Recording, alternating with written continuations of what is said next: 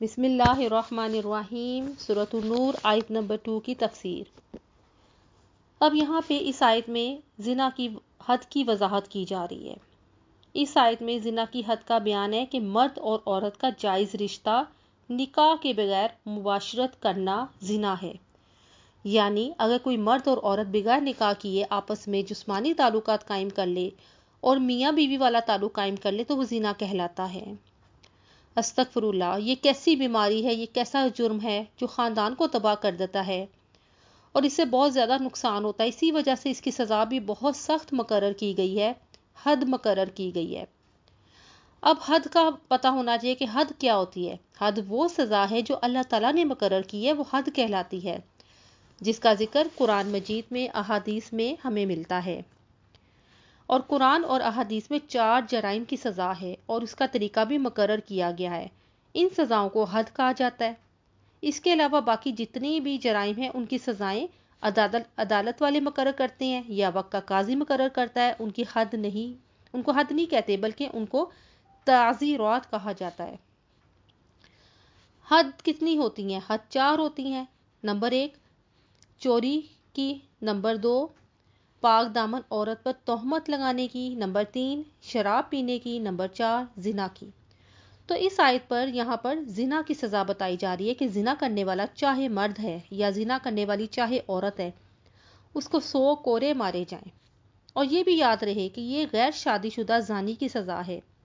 احادیث سے ہمیں پتہ چلتا ہے کہ جو شادی شدہ زنا کرے ان کو سنسار کر دیا جاتا ہے، یعنی پتھر مار مار کے ان کو مار دیا جاتا ہے۔ استغفر اللہ، کتنی سخت سزا ہے، کیونکہ یہ کام ہی بہت برا ہے اللہ کے نزدیک۔ اب آپ یہ سوچیں گے آخر اتنی سخت سزا کیوں ہے؟ اللہ تعالیٰ نے اتنی سخت سزا کیوں رکھی ہے؟ اس لیے کہ معاشرے سے اس برائی کو ختم کر دیا جائے۔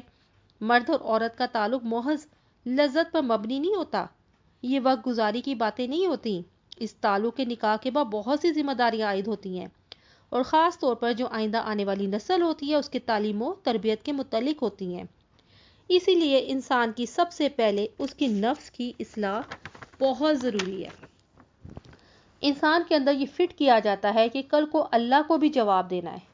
اسی لیے ہمارا اسلام نکاح کی ترغیب دیتا ہے، سبحان اللہ، اور نکاح کو آسان بنا دیا گیا ہے۔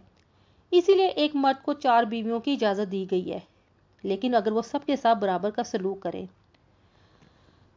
اور حد سے تجاوز نہ کرے۔ زنا کی وجہ سے پیدا ہونے والے بچوں پر بھی بہت برا اثر پڑتا ہے اور معاشرے میں ان کو جس نگاہ سے دیکھا جاتا ہے وہ آپ سب کو معلوم ہے، اور وہ بیچارے شفقت سے محروم ہو جاتے ہیں ہر قسم کے۔ اب ان بیچارے بچوں کا تو کوئی قصور نہیں، اور وہ بچہ صرف اپنی کنواری ماں سے سوال نہیں کرتا بلکہ پورے معاشرے سے سوال کرتا ہے۔ اس لیے معاشرے کے انتشار کو ختم کرنے کے لیے اللہ تعالیٰ نے یہ سزا بتائی ہے۔ اس سزا کو ایمان کا حصہ بنا دیا گیا کہ تمہیں ترس نہیں آنا چاہیے، یعنی اللہ تعالیٰ نے سختی سے کہا ہے کہ جتنا مرضی زنا کرنے والی عورت ہو یا مرد ہو، روئے پیٹے، معافیاں مانگے، جو مرضی کرے، تمہیں ترس نہیں آنا چاہیے، اس طرح تمہارا ایمان بھی مشکوک ہوگا۔ پھر فرمایا ان دونوں زانیوں کو سزا دیتے وقت مومنوں کا ایک گروہ ضرور وہاں موجود ہونا چاہیے، اس لیے تاکہ سب لوگ عبرت پکڑیں۔ عبرت ہی کے لیے تو یہ سزا مقرر کی گئی ہے نا، تاکہ لوگ دیکھیں اتنی سخت سزا ہے تو پھر کسی کی زنا کرنے کی ہمت بھی نہ ہوگی۔ جیسا کہ ہمارے معاشرے میں، پوری دنیا میں زنا پھیلا ہوا ہے، پاکستان میں اتنا زیادہ پھیل گیا ہے کہ چھوٹے چھوٹے بچوں کے ساتھ زنا کیا جا رہا ہے۔ اگر یہ حد جاری ہو جائے ہمارے قانون میں تو کسی کی جرات ہی نہ ہو زنا کرنے کی۔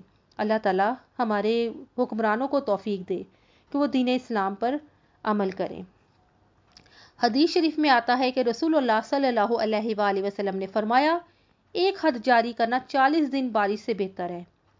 اور ایک اور حدیث میں آتا ہے کہ تم سے پہلی قومیں تو ہلاک ہو گئیں کہ جب امیر چوری کرتا ہے تو چھوڑ دیتے، غریب چوری کرتا ہے تو حد جاری کی جاتی ہے، تو امیر غریب کا فرق ہی نہیں دیکھا جاتا، جو کہ غلط کام ہے۔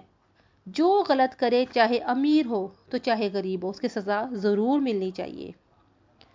اللہ کرے اللہ تعالیٰ ہمارے پاکستان پر بھی ایسا نظام آ جائے جو شریعت پر مبنی ہو، آمین یا رب العالمین۔